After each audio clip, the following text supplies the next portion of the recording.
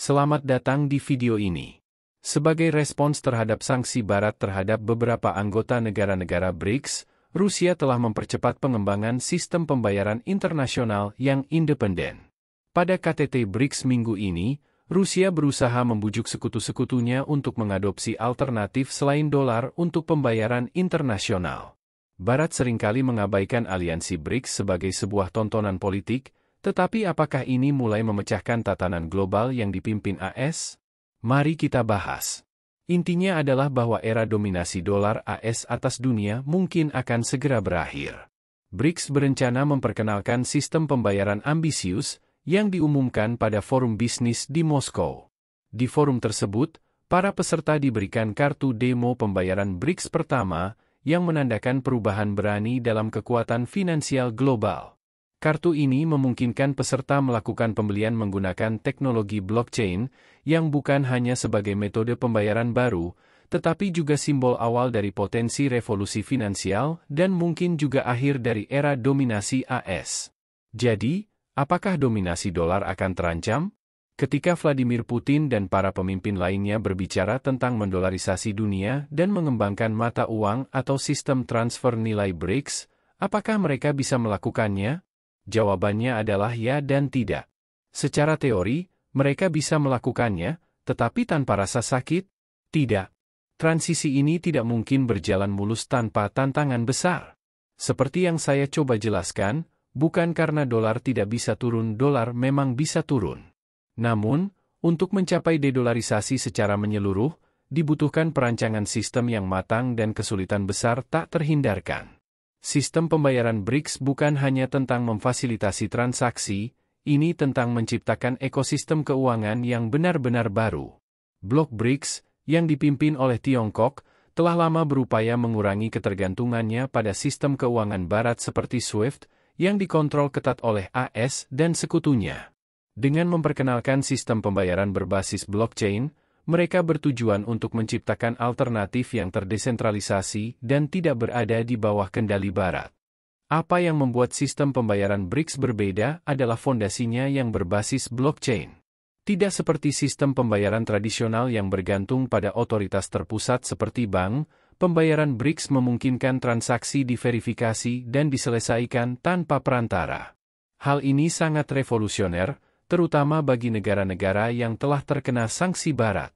Dengan sistem ini, Tiongkok dan sekutunya bisa melewati hambatan-hambatan finansial tradisional, memberi mereka lebih banyak otonomi atas transaksi mereka.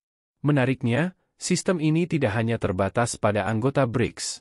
Tiongkok telah menyatakan bahwa sistem pembayaran BRICS dapat diperluas ke negara-negara lain, terutama negara-negara berkembang di selatan global yang selama ini bergantung pada lembaga-lembaga keuangan Barat.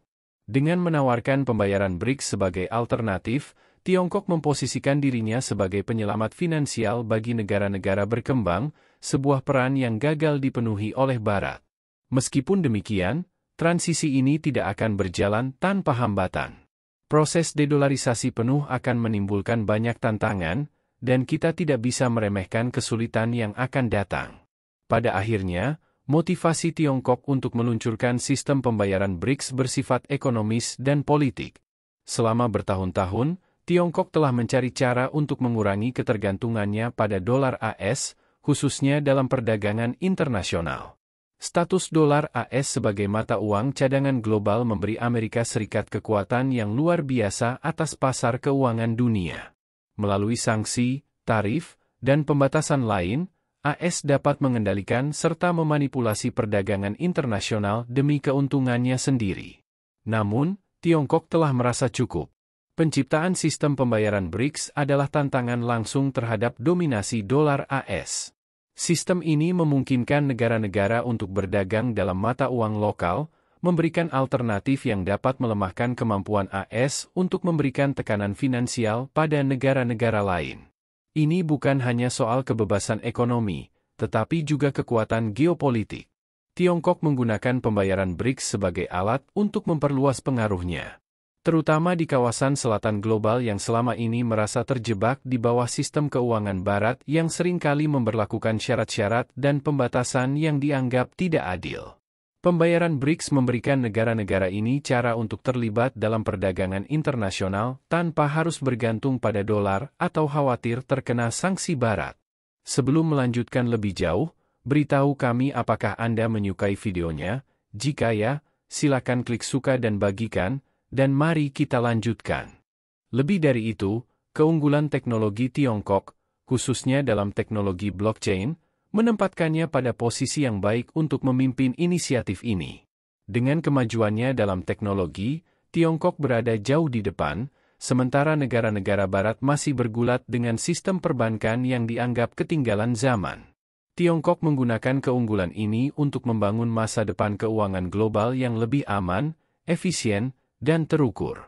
Namun, bagaimana dampaknya terhadap negara-negara di luar aliansi BRICS? Dapatkah ini benar-benar menantang tatanan keuangan global? Jawabannya tergantung pada seberapa cepat pembayaran BRICS dapat diadopsi oleh negara-negara di luar aliansi. Meskipun sistem ini masih dalam tahap demo, potensinya sangat besar. Jika Tiongkok berhasil meyakinkan negara-negara di Afrika, Amerika Latin, dan Asia untuk mengadopsi sistem ini, negara-negara Barat akan kehilangan sebagian kendali keuangan mereka atas wilayah-wilayah tersebut.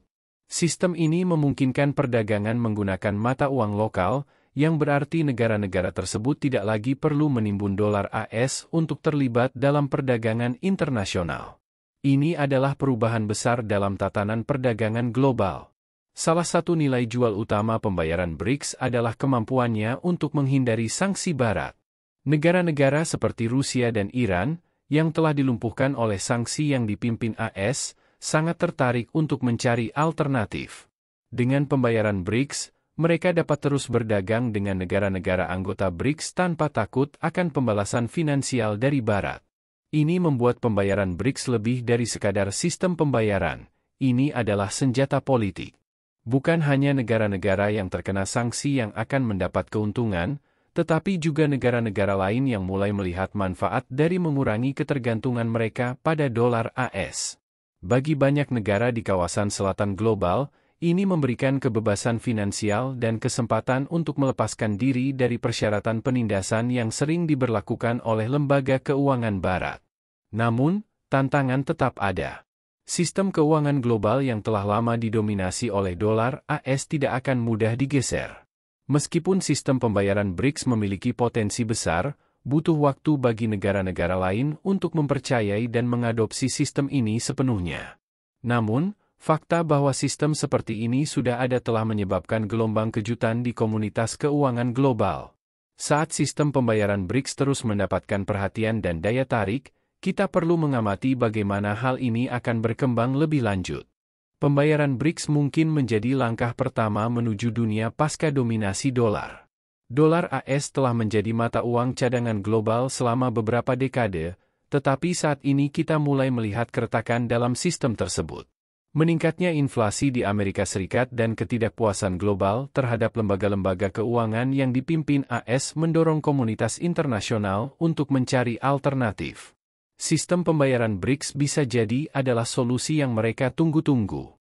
Salah satu alasan utama dolar mempertahankan dominasinya adalah penggunaannya yang luas dalam perdagangan internasional. Namun, jika sistem pembayaran BRICS mendapatkan momentum, negara-negara mungkin tidak lagi perlu bergantung pada dolar untuk berdagang. Tiongkok, khususnya, mendorong lebih banyak negara untuk mengadopsi yuan sebagai mata uang perdagangan global. Dengan sistem pembayaran BRICS, Tiongkok pada dasarnya menawarkan sebuah sistem baru di mana yuan dan mata uang lokal lainnya dapat menggantikan dolar dalam transaksi internasional. Ini bukan hanya melemahkan kekuatan finansial AS, tetapi juga pengaruh geopolitiknya. Selama bertahun-tahun, AS telah menggunakan dolar sebagai alat untuk memaksakan kehendaknya, baik melalui sanksi atau insentif keuangan. Upaya Tiongkok untuk mengurangi ketergantungan dunia pada dolar adalah tantangan langsung terhadap tatanan keuangan Barat. Namun, ini bukan hanya tentang mengganti dolar dengan yuan, melainkan menciptakan dunia keuangan multipolar, di mana tidak ada satu negara atau mata uang yang mendominasi perdagangan global. Ini sejalan dengan tujuan geopolitik Tiongkok yang lebih luas, mengurangi dominasi negara-negara Barat dan menciptakan sistem global yang lebih adil. Apakah sistem pembayaran BRICS dapat benar-benar membentuk ulang sistem keuangan global, atau hanya menjadi eksperimen gagal masih belum pasti? Saat ini, masih terlalu dini untuk memberikan jawaban pasti. Namun, yang jelas, Tiongkok dan sekutunya bertekad untuk membuat sistem ini berhasil. Peluncuran penuh dari sistem pembayaran BRICS diharapkan akan dilakukan pada KTT BRICS mendatang, di mana dunia akan mendapatkan gambaran yang lebih jelas tentang cara kerjanya dan siapa yang bersedia mengadopsinya. Jika pembayaran BRICS berhasil, ini bisa mengantarkan era baru kemandirian finansial bagi negara-negara selatan yang selama ini terjebak dalam sistem keuangan yang lebih menguntungkan negara-negara barat. Ini memberi mereka jalan keluar untuk terlibat dalam perdagangan global tanpa harus tunduk pada syarat-syarat yang ditetapkan oleh lembaga keuangan barat. Namun, Barat tidak akan menyerah begitu saja. AS dan sekutunya akan menggunakan semua kekuatan mereka, termasuk sanksi ekonomi, tekanan politik, atau bahkan intervensi militer, untuk melindungi dominasi dolar.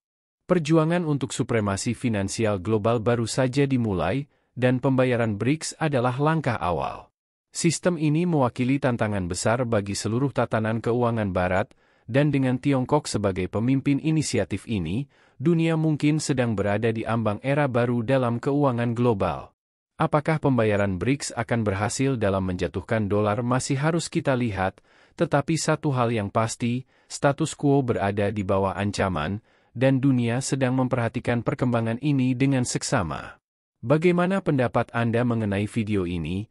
Jika Anda punya pendapat, silahkan tuliskan pendapat Anda pada bagian komentarnya.